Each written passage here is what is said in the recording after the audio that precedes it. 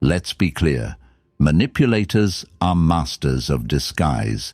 They don't need to raise their voice to control you. Their power lies in their words, subtle, sharp, and designed to break you down bit by bit.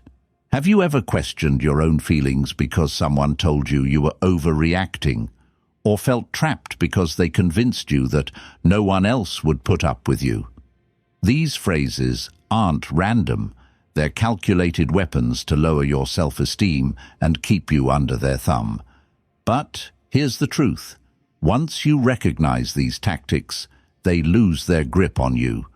Today, I'll walk you through the 10 most common phrases manipulators use to twist your mind and how to stand your ground. Don't miss the last one, because it might just be the one you've heard the most. So, are you ready to take back your power? Let's begin with the first phrase. You're overreacting.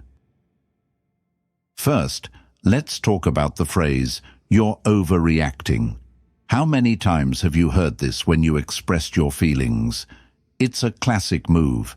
Manipulators use this line to make you feel like your emotions are too much, too intense, too irrational. And guess what? It works, because suddenly you start doubting yourself. Am I really making a big deal out of nothing? But here's the truth. Your emotions are valid. Feeling hurt, angry, or upset doesn't make you overly sensitive. It makes you human. This tactic, known as emotional invalidation, is designed to keep you quiet. If every time you speak up, someone tells you you're overreacting, eventually you stop speaking up altogether. And that's exactly what they want.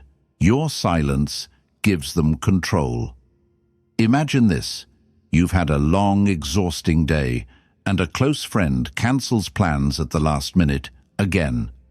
Frustrated, you express your disappointment, only to hear, "Relax, it's not a big deal. You're overreacting." In that moment, your frustration is dismissed, and you're left questioning yourself. But here's where the Stoics offer wisdom. Marcus Aurelius once wrote, "You have power over your mind, not outside events. Realize this, and you will find strength." Your emotions are part of your mind. They are signals, not flaws. When someone tries to dismiss them, it says more about their unwillingness to understand than about your emotional state.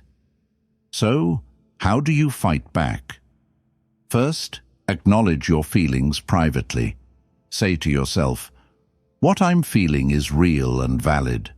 Don't let anyone take that away from you.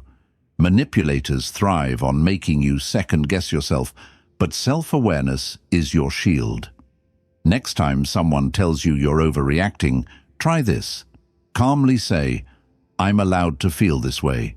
Just because you don't understand it doesn't make it invalid. It's not about escalating conflict. It's about asserting your reality. Another strategy? Journal your emotions. Writing down what you feel and why helps you process and affirm your experience. Over time, you'll notice patterns. How often certain people dismiss your feelings and how it affects your well-being. This clarity is crucial. Remember, emotional invalidation isn't always loud or obvious. Sometimes it's the subtle eye roll when you share your excitement, the sarcastic, "Oh, here we go again," when you voice concerns. Recognizing these microaggressions is the first step to breaking free. And here's the kicker. You don't owe anyone an explanation for your feelings. Not every emotion needs to be justified or rationalized to others. The Stoics teach us that inner peace comes from focusing on what we can control, our thoughts, our actions, our responses. Letting go of the need for validation from those who dismiss your emotions is liberating. It's like shedding a heavy coat you've been wearing for too long. So let this be your reminder. Your emotions are not an overreaction. They are a reflection of your humanity. Stand by them. Let go of the need to prove your feelings are valid to those who refuse to see them. When you do, their words lose power. And that, my friend, is your first step to breaking free. Second, let's dive into the phrase, "No one else would put up with you." It's brutal, isn't it? When manipulators say this, they aim for your deepest insecurities. They want you to believe that you're lucky they tolerate you because, in their twisted narrative, no one else would. And once that seed is planted, it grows fast. You start wondering, what if they're right? What if I'm too much, too difficult, too flawed for anyone else to love or accept? But let me stop you right there. This is manipulation at its finest, and it's designed to break you down, not reflect reality. This phrase is a classic tool of emotional abuse, often used in toxic relationships, be it a partner, a friend, or even a family member. The goal? To isolate you. If they can convince you that they're your only option, they ensure you won't leave, no matter how poorly they treat you. But here's what you need to remember. Love, friendship, and respect are not acts of charity. No one is putting up with you. They're choosing to be in your life, and that choice should come from genuine care, not manipulation. Let's get real for a moment. Picture this. Sarah, a young woman full of dreams, finds herself in a relationship where every disagreement ends with her partner saying, "No one else would ever deal with your drama." Over time, Sarah stops voicing her opinions, her needs, her wants. She becomes a shadow of herself because she's terrified of being alone. But is that really love? It's control. Sarah's story isn't unique. So many people find themselves trapped in similar situations. And the scariest part? They believe it's normal. But here's where Stoic philosophy offers a beacon of hope. Epictetus once said, "The key is to keep company only with people who uplift you, whose presence calls forth your best." Manipulators do the opposite. They drag you down, make you feel small, and thrive on your self-doubt. So how do you break free? First, recognize that this phrase is a lie. You are not a burden. You have worth, and your imperfections don't make you unlovable. They make you human.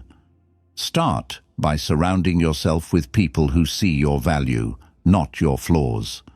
Seek out relationships where you feel safe to be yourself, where your quirks are embraced, not weaponized against you.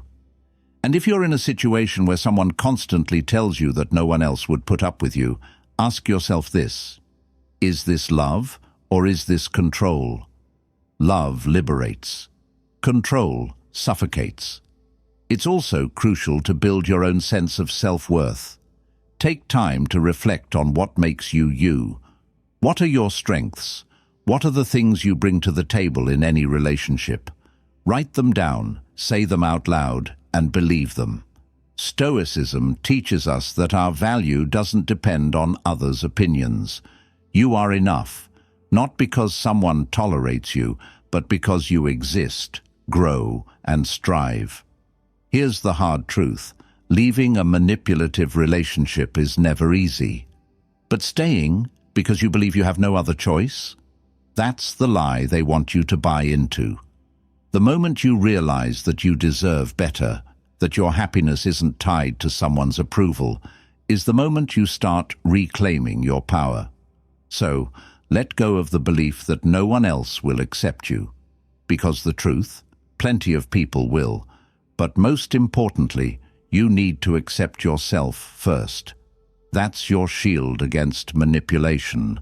That's your path to freedom. Third, let's break down one of the most damaging phrases manipulators use. "I never said that." Have you ever been absolutely sure someone said something hurtful or dismissive, only for them to deny it later? It's maddening. Suddenly you're second-guessing yourself, wondering if your memory is playing tricks on you.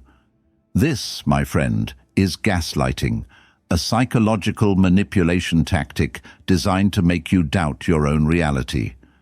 Gaslighting is insidious because it chips away at your confidence bit by bit. Imagine this. You confront someone about a hurtful comment they made, and their response is, "I never said that. You must be imagining things." At first you push back, but when they insist, you start to wonder, maybe I did get it wrong. Over time, this constant denial messes with your mind. You begin to question not just your memory, but your judgment, your feelings, even your sanity. Let's put this into perspective. John, a hard-working professional, often found himself in arguments with his boss, who would say harsh things during meetings. But when John brought it up later, his boss would calmly say, "I never said that, John. Are you sure you're not overthinking?" At first, John felt frustrated, but soon he started doubting himself. Maybe I misunderstood. Maybe I'm just too sensitive. That self-doubt began to affect his work, his confidence, even his mental health. The Stoics, known for their profound wisdom, offer a way out of this mental maze. Marcus Aurelius wrote, "If someone is able to show me that what I think or do is not right, I will happily change, for I seek the truth." Notice that? Stoicism encourages openness to truth, not manipulation of it. Gaslighting thrives on falsehood, but the Stoic approach is grounded in self-awareness and clarity. So, how do you fight back against gaslighting? First, trust yourself. Your memories, feelings, and experiences are valid. Keep a record if you have to. Write down conversations or incidents that made you uncomfortable. This isn't about holding grudges.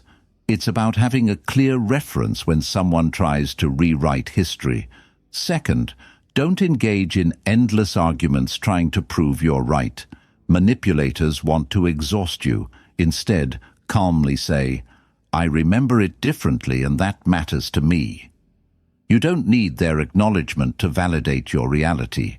Your truth stands on its own. And here's another Stoic gem from Epictetus. It's not what happens to you, but how you react to it that matters. Gaslighting is painful, no doubt, but your response to it can be your strength. Build a support system, friends, family, or even a therapist who can help you stay grounded in your truth. When you surround yourself with people who validate your experiences, the manipulator's grip weakens. Also, practice mindfulness. Reflect daily on your thoughts and feelings. The more in tune you are with your mind, the harder it is for someone to shake your reality. Meditation, journaling, or even quiet reflection can anchor you. Remember this. Manipulators want you to question yourself because self-doubt makes you easier to control.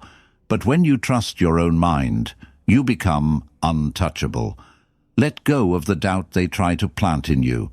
Your memories, your feelings, your reality, they are yours. Own them. Fourth, let's confront another toxic phrase manipulators love to use. It's your fault this happened. This one hits hard, doesn't it? You find yourself in a difficult situation, and instead of offering support, the manipulator shifts all the blame onto you. Suddenly, you're not only dealing with the problem itself, but also drowning in guilt for something that might not even be your fault. This tactic is known as blame shifting, and it's one of the most destructive forms of emotional manipulation. Think about it. Have you ever been blamed for someone else's bad mood, their mistakes, or even their failures? You spill a glass of water at dinner, and instead of a simple, "It's okay," you hear, "If you weren't so careless, this wouldn't have happened." Or worse, your partner cheats, and somehow they twist the story to make you feel like it was your fault because you weren't attentive enough. Over time, you start believing that everything that goes wrong is somehow tied to you. and that guilt becomes a heavy burden you carry everywhere. Let's imagine a scenario. Emily, a dedicated project manager, worked tirelessly to meet deadlines, but every time a project faced setbacks, her boss would say, "If you had planned better, we wouldn't be in this mess." Even when the issues were beyond her control, like suppliers failing to deliver on time, Emily felt responsible. She stayed late, worked harder, and yet, no matter what she did, the blame kept coming. Eventually, Emily's confidence eroded. She felt inadequate, always trying to prevent the next blame storm. But here's where Stoicism steps in with clarity and strength. Seneca once said, "We suffer more often in imagination than in reality." When manipulators blame you, they create an imagined reality where everything is your fault. But Stoicism teaches us to separate what we can control from what we can't. And guess what? You can't control other people's actions or mistakes. You can only control your response to them. So, how do you break free from this blame game? First, assess the situation objectively.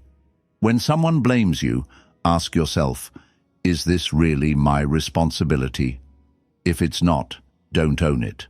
It's okay to say, "I understand you're upset, but this isn't something I caused." You don't need to apologize for things that aren't your fault. Next, set boundaries. Manipulators love pushing blame onto those who accept it. When you start saying, "That's not on me," you disrupt their pattern. Yes, they might push harder at first, but over time, they'll realize that you're no longer an easy target. Another Stoic principle from Epictetus reminds us, "No man is free who is not master of himself." Don't let someone else's blame enslave your mind. Practice self-reflection daily. Journaling can be a powerful tool. Write down moments when you felt unfairly blamed and analyze them. This helps you see patterns and reinforces your awareness. Also, surround yourself with people who respect you. When you have a strong support system, you gain perspective. They remind you of your worth when manipulators try to tear you down. And remember, no one has the right to make you feel guilty for things beyond your control. Letting go of misplaced guilt is not just freeing, it's essential. The weight of unjust blame can crush your spirit, but recognizing it for what it is gives you the power to rise above it. Don't carry burdens that aren't yours. Let go. You deserve peace. Fifth, let's talk about a phrase that cuts deep. You're too sensitive. Have you ever opened up about something that hurt you, only to be told you're overreacting because you're too sensitive? This phrase isn't just dismissive, it's designed to make you feel ashamed of your emotions, as if caring deeply is a flaw. But let me tell you something, sensitivity isn't weakness. It's a sign that you feel, connect, and care. Manipulators, however, use this phrase to make you question your emotional responses and, ultimately, to keep you quiet. Let's break it down. Imagine you share with a friend that their comment about your career choices felt hurtful. Instead of listening, they laugh and say, "Oh, come on, you're too sensitive." In that moment, your feelings are invalidated, and you're left wondering if maybe, just maybe, you are overreacting. This is how manipulators operate. They belittle your emotions to maintain control. Over time, you start suppressing your feelings, afraid that expressing them will label you as too sensitive. Take, for example, Alex, an artist who poured his heart into every piece he created. His partner often made sarcastic remarks about his work, calling it just a hobby. When Alex expressed how much those comments hurt, his partner would roll their eyes and say, "You're too sensitive, it was just a joke." Slowly, Alex began to doubt his talent and passion. He stopped sharing his work and even considered giving up art altogether. Why? because he believed that his emotional responses were wrong. But here's where Stoicism offers a powerful lesson. Marcus Aurelius, a Stoic emperor, once wrote, "The happiness of your life depends upon the quality of your thoughts. Manipulators try to poison your thoughts, making you believe that feeling deeply is a defect." Stoicism, however, teaches us to embrace our inner world and find strength in self-awareness. So, how do you handle this manipulation? First, accept that your sensitivity is not a flaw, it's a gift. Being sensitive means you're attuned to your emotions and the world around you. When someone calls you too sensitive, respond calmly with, "I have the right to feel this way." You don't need to defend your emotions. They're valid simply because they exist. Second, practice emotional resilience. Stoics believed in the power of mindfulness and self-reflection. Each day, take time to reflect on your emotions without judgment. When you feel hurt or upset, ask yourself, "Why do I feel this way? What triggered this emotion?" Understanding your feelings helps you stand firm when someone tries to dismiss them. Another crucial step is setting emotional boundaries. If someone repeatedly belittles your feelings, it's okay to distance yourself. You don't need to subject yourself to constant emotional invalidation. Surround yourself with people who respect your emotions, not those who mock them. Also, practice affirmations. Remind yourself daily, "My emotions are valid. My sensitivity is my strength." The more you affirm your emotional worth, the harder it becomes for manipulators to shake you. And remember this Stoic principle from Seneca: "He who is brave is free." Courage isn't just about facing external challenges, it's also about defending your inner self. Be brave enough to feel deeply, even when the world tells you not to. Let go of the belief that your sensitivity is a weakness. It's not. It's your superpower. Sixth, let's address a phrase manipulators often use to trap you. "I'm the only one who really cares about you." On the surface, it might sound like affection, but don't be fooled. This phrase is designed to isolate you from others, making you believe that without them, you'd be completely alone. It's not love. It's control wrapped in false concern. Here's the danger. When you hear this enough, you start believing it. You pull away from friends, avoid family, and suddenly your world shrinks to just them. And that's exactly what they want, because the smaller your world, the bigger their influence over you becomes. Think about this scenario. Lisa, a college student, was always surrounded by friends. But when she started dating someone new, things changed. Every time she made plans with her friends, her partner would say, "Why do you need them? I'm the only one who really cares about you." Slowly, Lisa cancelled plans, ignored calls, and isolated herself. Over time, she felt dependent on her partner for emotional support, not realizing she had been manipulated into cutting ties with everyone else. The Stoics have a clear stance on relationships and control. Epictetus taught, "He who is free from others, but also free from himself." True freedom means not being bound by someone else's manipulation or your own self-doubt. Love and care are meant to uplift, not confine. So, how do you break free from this emotional trap? First, recognize the red flag. Real love encourages connections, not isolation. When someone tries to convince you that they're the only one who cares, ask yourself, why would someone who loves me want me to be alone? The answer is simple. They don't want love, they want control. Second, reach out. Reconnect with the people you've distanced yourself from. Yes, it might feel awkward at first, but true friends will understand. Let them know what you've been going through. Sometimes just hearing someone say, "I've missed you," is enough to remind you that you're not alone. Also, build your inner circle. Find people who respect your boundaries and support your growth. Whether it's joining a club, attending social events, or even connecting with like-minded individuals online, expanding your circle reduces the manipulator's grip. Practice self-reliance, a core Stoic principle. Spend time alone, not in isolation, but in self-reflection. Journal your thoughts, meditate, or take solo walks. The more comfortable you become with yourself, the less you'll feel dependent on someone else for emotional fulfillment. Another vital step: set boundaries. When someone tries to guilt you into isolation, firmly say, "I value my relationships with others, and no one has the right to take that from me." You don't owe them an explanation. Your life is yours to live, not theirs to control. And remember this: manipulators thrive on your isolation, but the moment you step out of their shadow, their power fades. Let go of the belief that you need one person's approval to feel loved.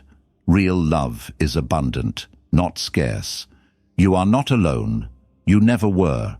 Sometimes you just need to look beyond the cage someone built for you to see it. Seventh, let's break down a phrase manipulators often hide behind. "I was just joking. Don't take it so seriously." This one is tricky because it's disguised as humor, but its impact, far from funny. When manipulators say something hurtful and then brush it off as a joke, they're doing two things.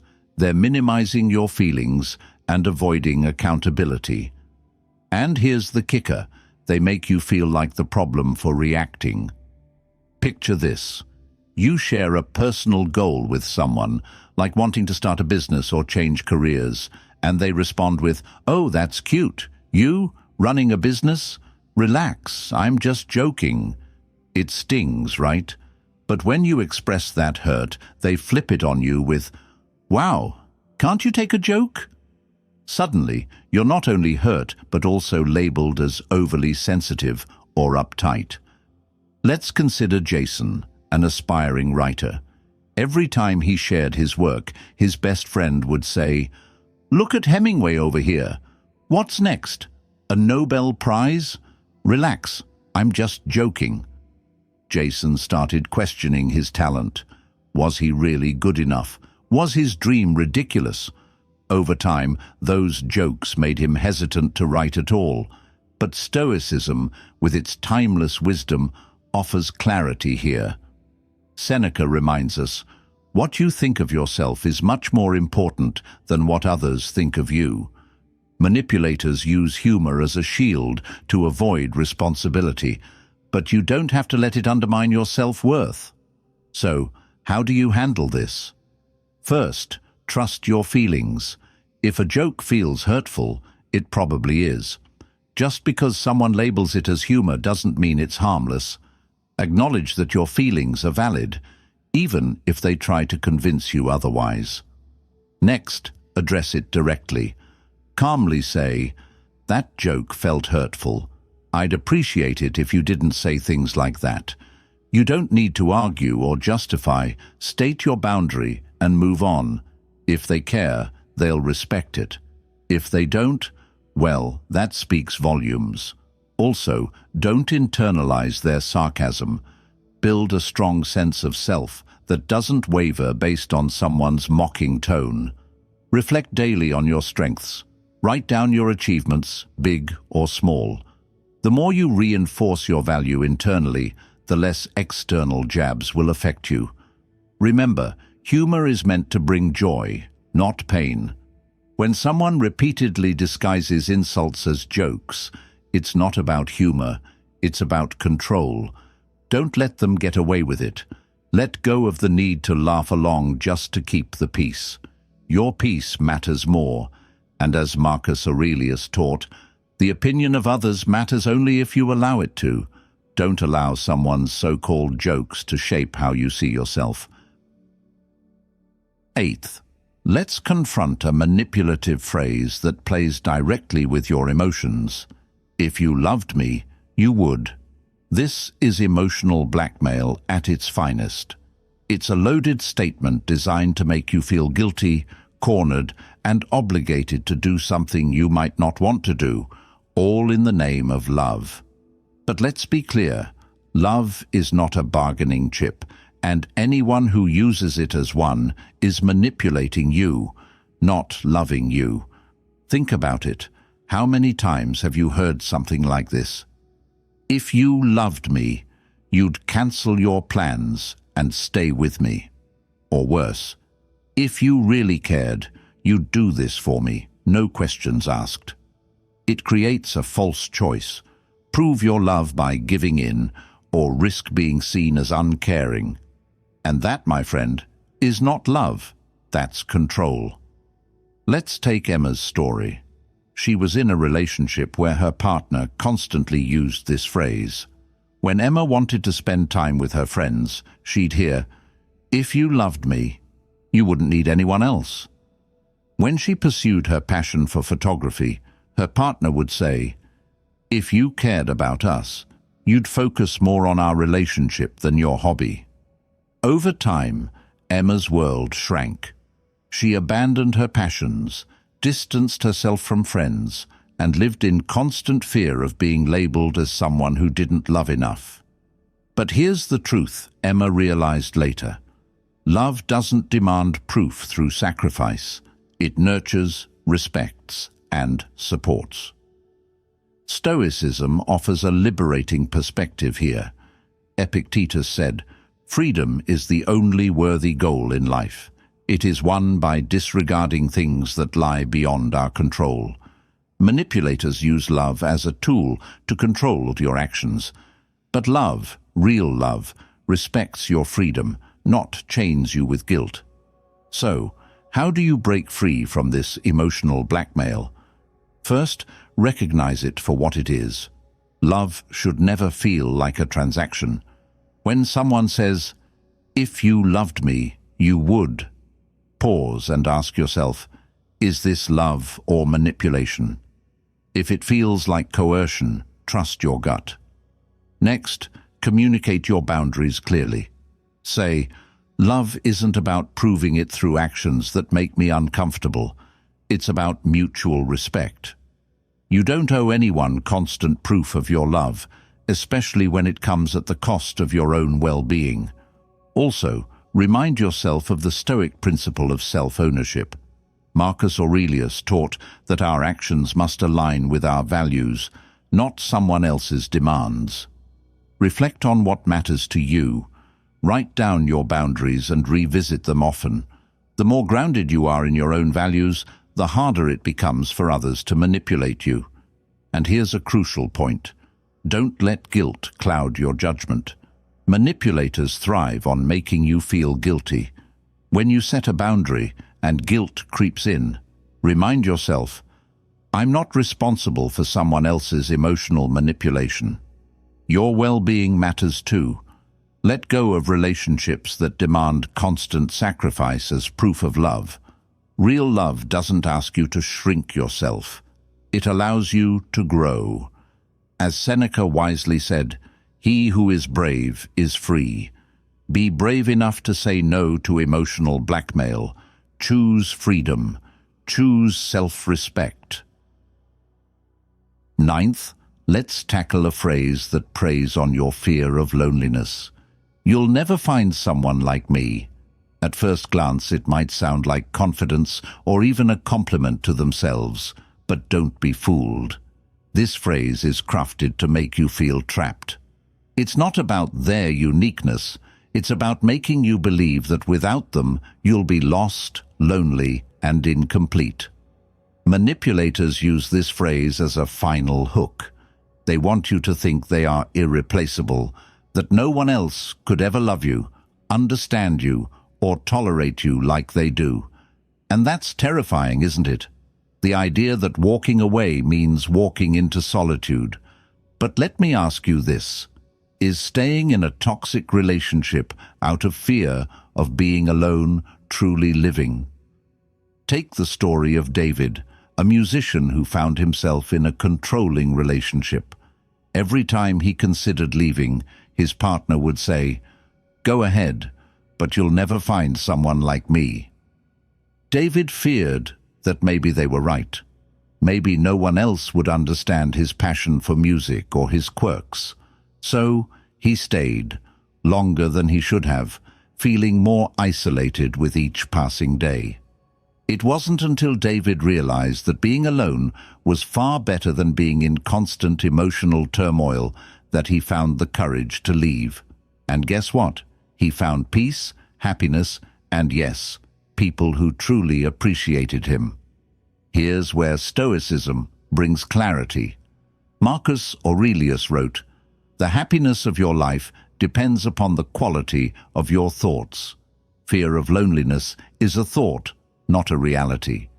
Manipulators plant that fear in your mind, but you have the power to uproot it. So, how do you let go of this fear? First, remind yourself that solitude is not the enemy. The Stoics believed in the power of self-sufficiency. Spend time alone to rediscover yourself. What do you love? What are your dreams? When you're comfortable with your own company, the fear of being alone loses its grip. Second, challenge the idea that you won't find someone else. Truth is, you don't need someone like them. You need someone who respects, values, and supports you. And they exist. But even more importantly, you exist, and your worth isn't tied to someone else's presence. Another practical step: build a fulfilling life outside of relationships. Pursue hobbies, strengthen friendships, and invest in personal growth. The more enriched your life is, the less you'll feel dependent on any one person for happiness. And remember the words of Epictetus: wealth consists not in having great possessions, but in having few wants. Don't let your want for companionship cloud your judgment. Sometimes walking away is the greatest act of self-love. Let go of the belief that you'll never find someone else. Because you will. But even if you don't right away, you'll still have yourself. And that's more than enough. 10th, let's unpack one of the most manipulative phrases of all. Everyone agrees with me, not you. This is a classic attempt to isolate you further, making you feel like you're standing alone against a crowd. Manipulators use this tactic to invalidate your perspective by making you believe that not only do they disagree with you, but that an entire group, real or imaginary, is on their side. And that can be crushing. This phrase isn't just about disagreement. It's about making you feel outnumbered, unsupported, and ultimately wrong. It plants seeds of doubt. If everyone agrees with them, maybe I'm the problem. But here's the truth. Most of the time there is no everyone. It's a fabrication, a psychological trick to break your spirit and make you question your judgment. Imagine Sophia, a young entrepreneur trying to build her dream business. Whenever she had an idea, her business partner would say, "Everyone thinks your ideas are unrealistic." Over time, Sophia stopped sharing her thoughts, convinced that the everyone her partner mentioned truly existed. But when she finally mustered the courage to ask around, she realized no one had said anything of the sort. It was all manipulation. The Stoics offer a powerful reminder here. Epictetus said, "It is not what others say about you that matters, but what you say to yourself." When someone tries to pit the world against you, remember that the most important voice is your own. So, how do you resist this manipulation? First, question the claim. If someone says, "Everyone agrees with me," calmly ask, "Who exactly?" Often they'll stumble because their everyone is nothing more than smoke and mirrors. Second, trust your judgment.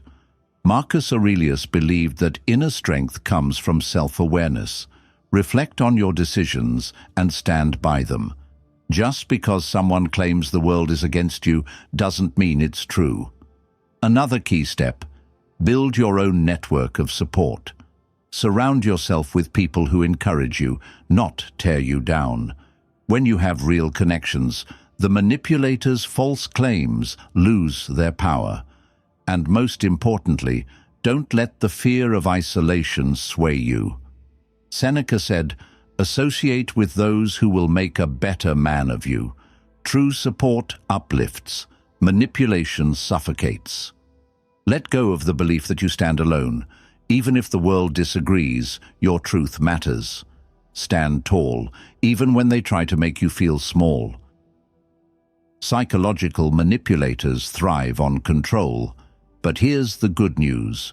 Once you recognize their tactics, you take back your power. Every phrase they use is a tool to weaken you, but your strength lies in awareness, self-reflection, and boundaries. Remember the Stoic wisdom: no man is free who is not master of himself. Be the master of your mind, your emotions, and your life. Let go of their manipulation, and you'll find a freedom they can't touch. If this episode resonated with you, share your thoughts in the comments below. Don't forget to like, subscribe, and hit that notification bell to stay updated with more content on mastering your mind and embracing Stoic wisdom. You've got this, and I'll see you in the next episode.